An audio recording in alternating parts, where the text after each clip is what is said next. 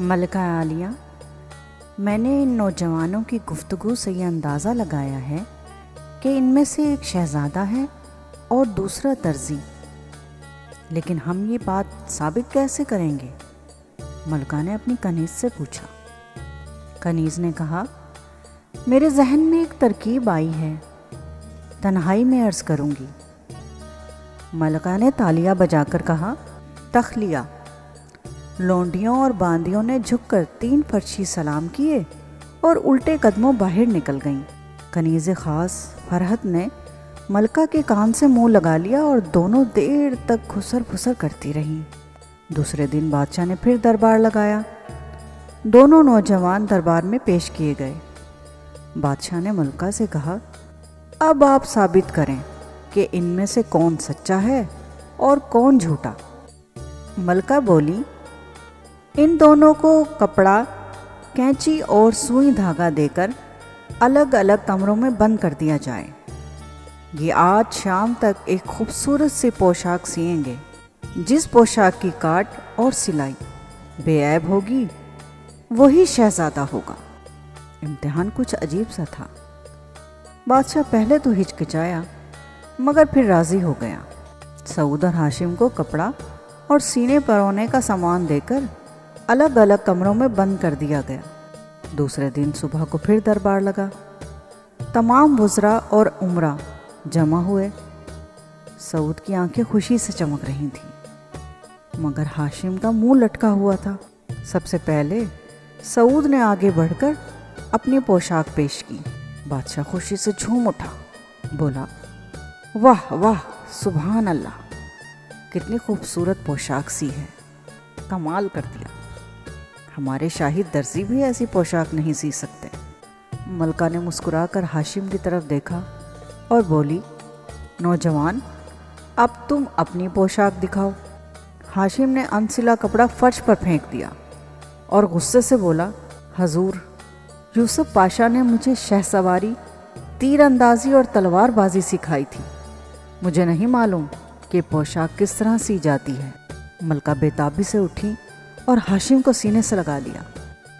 ملکہ بولی، میرا دل کہہ رہا تھا کہ تم ہی میرے بیٹے ہو۔ اب اس میں کسی قسم کی کوئی شک و شبہ باقی نہیں رہا۔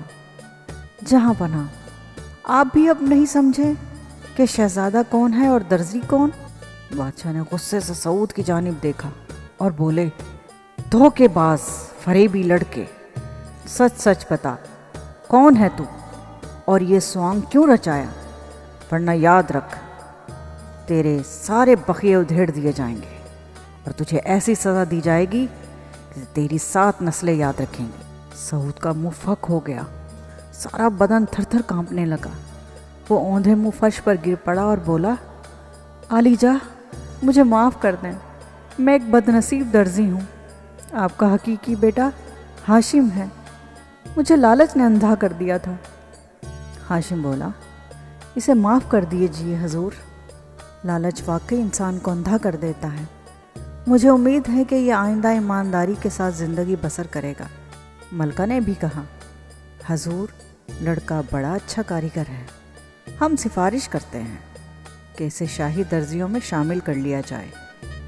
کیوں لڑکے، تمہیں خواتین کے کپڑے سینے آتے ہیں؟ سعود سر جھکا کر بولا، حضور، زنانہ کپڑوں کا تو میں ماہر ہوں، ہر قسم کے غرارے، شرارے، چوڑی دار پاجامے سی سکتا ہوں۔ بادشاہ خوش ہو کر بولا، ہم شہزادے اور ملکہ کی سفارش منظور کرتے ہیں۔ آج سے یہ شاہی درزی ہے، لیکن ہم نے اپنے درزیوں کو خاص قسم کے خطاب دے رکھے ہیں۔ اسے کیا خطاب دیا جائے؟ ملکہ نے کہا، شہزادہ، اور بادشاہ کہکہا مار کر ہنس پڑا۔ بادشاہ اور ملکہ نے جب شہزادے کو گلے لگا لیا اور اس کی اصل شناخت ثابت ہو گئی تو سارے محل میں خوشی کی لہر دوڑ گئی۔ نکارے بجنے لگے، شہنائیاں گونج اٹھیں اور کنیزیں ایک دوسرے کو مٹھائیاں کھلانے لگیں۔ ملکہ نے ہاشم کے سر پر ہاتھ پھیرتے ہوئے کہا، بیٹا، اب ہمارا اگلا فرض ہے کہ تمہاری دلہن ڈھونڈی جائے۔ ہاشم ہنس کر بولا، اماں جان، ابھی ابھی تو میں آپ سے ملا ہوں، अभी से ये शादी का मसला? मलका हंस पड़ी। अरे दुनिया का दस्तूर यही है।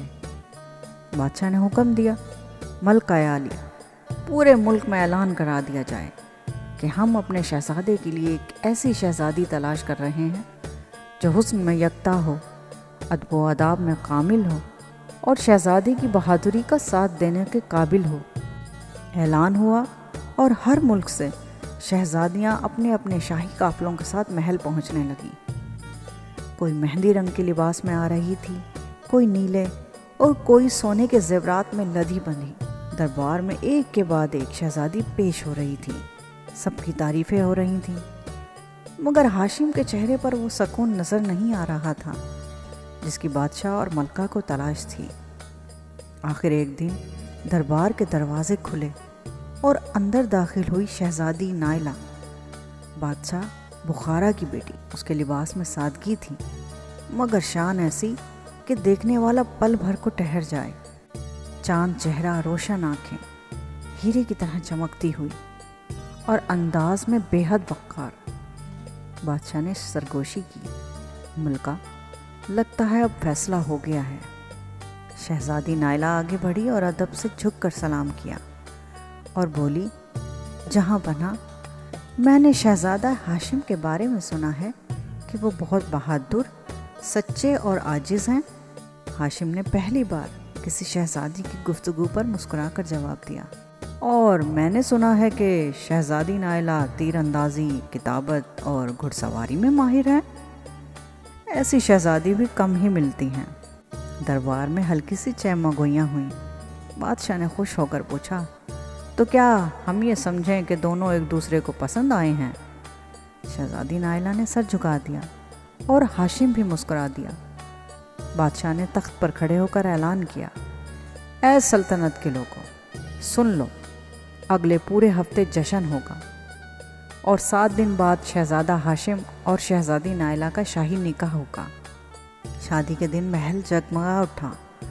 दरवाज़ों पर गुलाब और मोतिया के हार लटक रहे थे, फव्वारों में इतर मिलाया गया था और छतों पर रंगीन रेशमी रंगदार दुपट्टे झूल रही थे। शहनाइयों की धुन पर हर सिमत रक्स हो रहा था। शहजादा हाशिम सोने की कढ़ाई वाले लिबास में निहायत शानदार लग रहा था। शहजादी नायला ने भी मोतिया के जेवर और सफ़ेद और सुनहरी लहंगे में ऐसे चल रही थी जैसे फजर का चांद उफक पर उतर आया हो। निकाह हुआ तो पूरे महल में मुबारक मुबारक की सदाएं गूंज उठीं। शाही दस्तरखान बिछाया गया, बांसुरी की धुनें फ़ज़ा में तैरने लगीं और सबसे आगे आकर बादशाह ने हंसते हुए कहा, मेरे बेटे, आज ये सल्तनत सिर्फ तलवार से नहीं, सूत, सुई और मोहब्बत से भी मजबूत हो गई है। पीछे खड़ा सऊद, जिसे शाही दर्जी का खिताब मिला था, आंखें चमकाते हुए बोला, हजूर, दुल्हन का दुपट्टा और लहंगे की सीवन सब मैंने अपने हाथों से संवारी हैं।